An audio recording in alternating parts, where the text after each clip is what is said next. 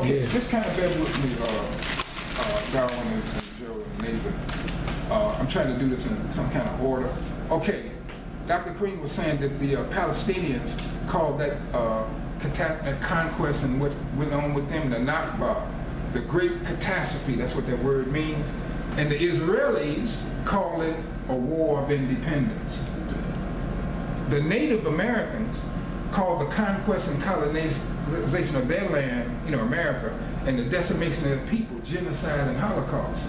The Europeans call it discovery, the move westward, reaching the promised land, and other self-sanitizing words. This is Karenga talking, okay? Now, he goes on to say, during the Holocaust of enslavement, our stuff, Frederick Douglass, asked to speak on the meaning of the 4th of July, seen as Independence Day for whites, told his white audience, quote, the 4th of July is yours, not mine. You may rejoice, I must mourn. For it was, unquote, for it is for the enslaved African, quote, this is Frederick Douglass, a day which reveals to him more than any other day of the year the gross injustice and cruelty to which he is a constant victim, end of quote. Indeed, he goes on to say that for the enslaved African, quote, your celebration is a sham. This is what Frederick Douglass told him almost 100 years ago. Okay. It's a sham and a repulsive mixture of vanity, heartlessness, mockery, and hypocrisy. And quote, your prayers and hymns, your sermons and thanksgiving with all your religious parade and solemnity are to him mere bombast, fraud, deception, impiety, and hypocrisy, a thin veil to cover up crimes which would disgrace a nation of savages. And finally, Karenga says, descendants of the Wampanoag, those were the native people in Massachusetts when these folks first hit shores, who first welcomed their white visitors, invaders, call what whites call Thanksgiving Day the day of mourning. That's what the Wampanoag called the day of mourning. Day of Thanksgiving. Mourning for the millions killed and the memories erased and falsified about the great Holocaust. Now, one more paragraph. This is Kareem. We live in a country and world of brutal realities and comforting illusions, carefully crafted to mask and diminish the truth and tragedy of these realities. Certainly one of the most confident illusions we have in this country is the origins and meaning of the holiday of Thanksgiving with its big turkeys, small talk, and scream-filled televised football games. Through both official and personal pretension, we approach Thanksgiving without its history of horrors and the uncomfortable calling to mind that more than turkeys were killed for the celebration of that first day, and that its roots lie in victory celebrations of European genocidal wars against the Native Americans. And he goes on and gives you, good reason why we got to deal with this much, much different than the Caucasian does. All right. Yes, My question is, okay, you quoted from Frederick Douglass, who was speaking at a time that a lot of his fellow black brothers and sisters were in bondage. They were in bondage in a land that said, through its founding document, that all men are created equal. Now, so his point, does it apply today? Can I reach? Why? Of course. Why? What bondage are you in? Well, appreciating your question, and if I understood it correctly, black folks on the bottom still in the society. Now, we have some folks who've been able to do good, but as Marcus Garvey said in the 1920s, it's the masses who make the nation and the race. Not the little class of the people, the masses. When white folks make decisions that, look, you can have all the money in the world, Oprah Winfrey, Michael Jordan, you go too. You see what I'm saying? It's the masses that. Okay, you're saying that, but in all throughout history, man has not changed. The poor has always supplemented the rich. It's happening in Africa. It's happening in Chinese country. It's happening in Pakistan or Arab country. It is happening, it has happened, and it will happen. That is not something that man can get rid of. Why? Because the Bible said the man's heart is deceitfully wicked. All right, now, my point is, we in this room, we create a revolution and we change things. How would our leadership be any different from leadership of today? How would it be? Well, go ahead. No, I just want to say, from what you read, what it tells me is you learn from your history that the white man has been deceived and wicked, and he's still doing it today. That's what I learned from this Thanksgiving fiasco that he put on, that he's still being deceitful and wicked. I learned that from the past. You learn from your history, and your history teaches you what to do today, and to not trust him. That's what I'm learning from that. But that's impossible. That's impossible. What's impossible? Not trust him. That's impossible. What's impossible? Not trusting him. Not trusting him. A white man. Or this is what Joe is saying. What you mean it's impossible? It's impossible because if you don't trust that man, you're not going to trust a man of the same color as you. You're not going to trust them. Hate cannot be separated. If you hate something, you're going to hate everyone. That's why love is always the key. When you love something, you love everyone. Okay. You cannot differentiate hate like that. You hate something or not trust something, you ain't gonna trust nobody. Can I jump in? Okay. Who mentioned anything about hate? But he said trust. What does trust involve? What does trust involve? Well, trust involves love. Not trusting involves hate. Okay. Let me try to get a little more focused. Okay. Obviously, when you're dealing with what we're trying to discuss, we're discussing social issues and stuff, we're going to touch on many aspects of culture.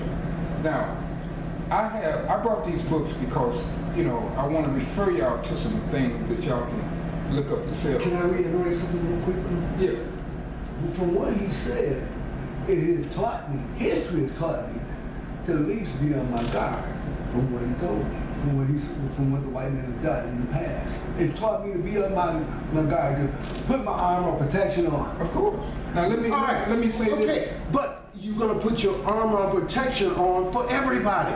It's not just gonna be one special person. No. That's what I'm trying to get you to understand. No. You cannot, wait a minute, you cannot separate your armor of protection from color. You can't do it. Okay, let me say. And wait a minute, we see the results of it now. Our race.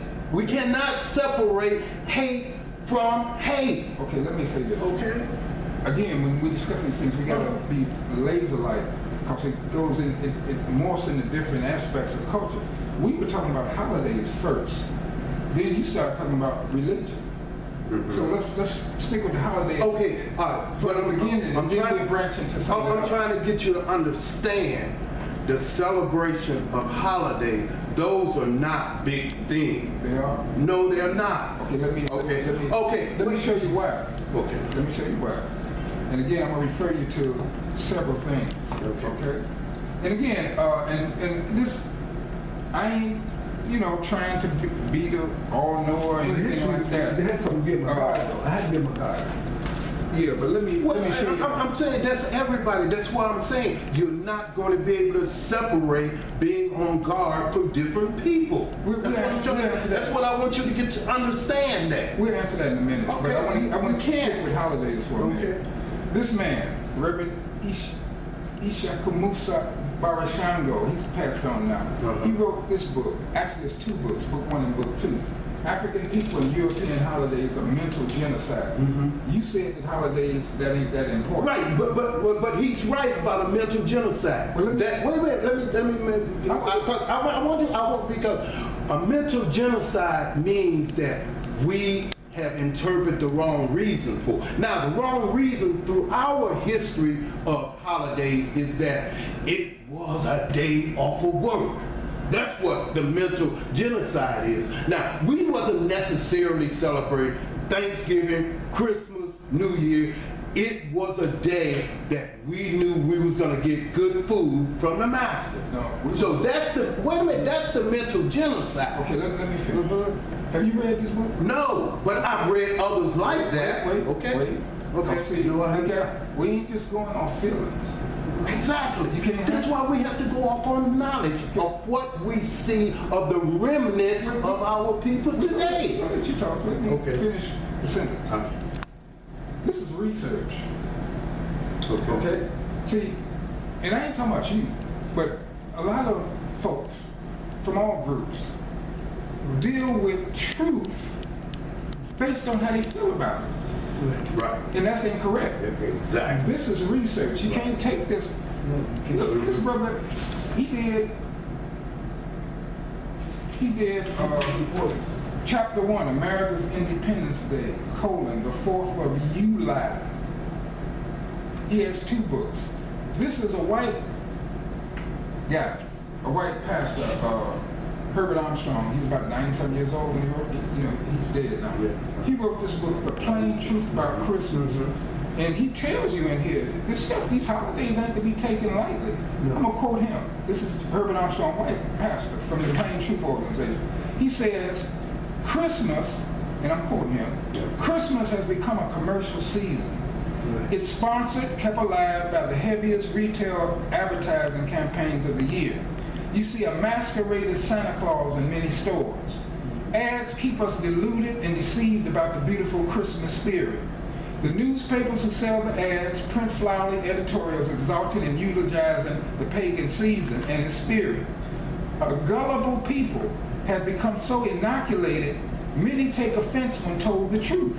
But the Christmas spirit is created each year not to honor Christ, but to sell merchandise. Absolutely. In the Absolutely. quote. Now, this is a white man talking. That's what I'm I saying. agree with This that. is man, that's what I'm trying to get you to understand. This is the way mankind is. I pose a question. Again, if the 4 of us in here, we had a successful revolution, we became the head of the U.S. government or even the world government, what would we do differently? Okay. What would we do differently? There's a lot to discuss before we get to that point. No, no, no. We have to think that far. What would, if you are going to talk about somebody else, what would you do differently if you were in their place? No. I can't speak. There's some basic Okay, things yeah, that we need to wait, discuss. I know, before but we jump to think that. about what would you do differently if you were I in their can't place? speak for a lot of people. I don't celebrate Christmas, but I know why I celebrate. I don't celebrate the white man. And I don't celebrate the way everybody else celebrates. Why celebrate it at all? Because I celebrated for my mindset of giving to my brother, and my brother giving to me. I don't buy it from the white man. I try to buy it from the black businesses if I can find them. If I know where they are, I'll try to buy it from the black businesses, and that will be. Even though I'm buying from them, I'm not going to commercialize either. I'm going to buy something small, but make it the point of giving to my brother and my brother giving to me. Have you all read this book? To my black people, giving to black people as far as knowing to give to one another. That's the way I celebrate Christmas, as far as giving to one another. Have you- It don't have to be nothing expensive. Have you read this book? Well, That's my mindset why I celebrate Christmas. Joe, have you read this book? No, I haven't read it. Have you read this no, book? I haven't read it. Have y'all ever heard of But do you understand what I'm I know what saying? you're saying. Have you ever heard of Tom Burrell? Yes, I have heard of. Tom Burrell is an awesome, legendary black advertising guy. He Right, writes- yeah, here, Burrell Agency. And he tells you what they done did to us. Okay? So I would, of course, refer you to some of these books, because the difference between us is we got different information. And so we have to get at the information and go beneath the surface, because, man, we've been brainwashed. Now, my thing about holidays is this. It's not too much different from that. I celebrate for a different way, a different reason. I'm gonna get to that. I've been telling people this for a long time, that holidays can hurt you economically and or psychologically if you're not careful. Right. Now, and I'm not so much talking about just individuals. I'm talking about whole groups of people participating in these holidays. Right. This man. But individually, when you participate, it's gonna affect the group. Because how many of us as kids grew up, and if our parents say we wasn't gonna get anything for Christmas, how many of us as kids would psychologically been all right with that? We wouldn't have been all right. It wouldn't have been all right. That's what I'm saying. Yeah. Because if every other kid on your block in your neighborhood is getting a toy, And you're not. that's psychologically. So that's what I'm But there's saying. something behind that, even before you get to that. Why are black people mimicking the Caucasians' rituals? Because we had rituals when they came from Africa. They still had certain rituals No, that wait a they minute. tribalism brought to this country. Okay, that's why we gotta go slow Yeah. down. Because see, you're making some assumptions. Huh? You're making No, you see, you had so many different tribes that each tribe had various rituals. That was why they were able to. That's why it was never a unification. Where are you getting that information from? From scholars, Like from who? books. Like who? Have you read this? This is about No. a Nigerian scholar. Because you're using terms like tribes and all that kind of stuff. That's the white man's interpretation of Africa. Well, what did they call themselves? We were nations. And No, it was not nations. No, it was not. So you're saying It the was- English word was I'm tribes, telling the you, white man no, created. I'm Right. just telling you that. It was not nation. They was not. Each section had their own chieftain or their own king. We had some very rich kings in England. And let me. Do you know how white man was invited to Africa? Where did you get that information? I got that information from Dr. Henry Louis Gates. That's why I got that. Well, I got scholars like Dr. John Henry Clark, Okay. who have some problems with Henry Louis Gates. Okay. This book here, Introduction to Black Studies, that'll give you some history. The West and the Rest of Us, the Miseducation of the Negro. Yeah, but Have you ever seen this book? when you say go, wait a minute, you keep talking about going back to the soil. You're not going back to the soil. You're not going back to a few white men came into a continent that was able to take millions and millions of slaves away from that continent. wasn't a few. It was, huh? Yes, it was a few. Where you getting your information? Well, I told you where I got that from. I'm pointing to you. I'm showing you books. But have they did have you ever seen extensive? this? Huh? Have you ever seen this? No, you I know haven't what seen happened that. in America? Yeah, I know what happened in The America. Holocaust. Yes. Then Absolutely. they went to Mother Africa, waged war on us and stole her children and brought us over to these stolen lands and made us work the land for free. Absolutely. Right. But I'm just saying, they had collaborators with them, helping them steal those people away. We've been our own people. Yes. Yeah, that's collaborating. Yeah. But the main contradiction was these people from Spain, England, these were nations with governments, with military forces. Yes. And they had the science of colonizing and doing all of what they did. It wasn't just no few people. Yeah, no. What you're misinterpreting is that you're forgetting about there was a from the 11th century on, there was an enormous amount because see, Timbuktu was one of the richest countries in the world. Now, the story of Timbuktu had spread it throughout the European Empire. It spread it because you had this Mongolian king that conquered a greater portion of the European nation. So what he would do was run couriers back and forth to his capital with messages from how they were doing in the other parts of the world that he had conquered. I'm talking about Genghis Khan. Okay. They talking about wait a minute. Alexander the Great was one of the greatest generals. They don't give this man much credence as being a great general because they say he was so cruel. Well, Alexander wasn't great. He was wickedly. No, well, he was great. That's what I'm saying. Okay, but I'm just trying to see that as. Wait a minute. let's Wait a listen. minute, I'm Let's- trying to get you to see. Wait a get minute, there. man, son, you gotta listen We'll to get this. there, but Wait, I know. We all over the place. I know, wanna but I'm focus just trying to get you I wanna to see. focus on- But man, son, I'm just trying to get you to see that everybody craves wealth. That's what I'm trying to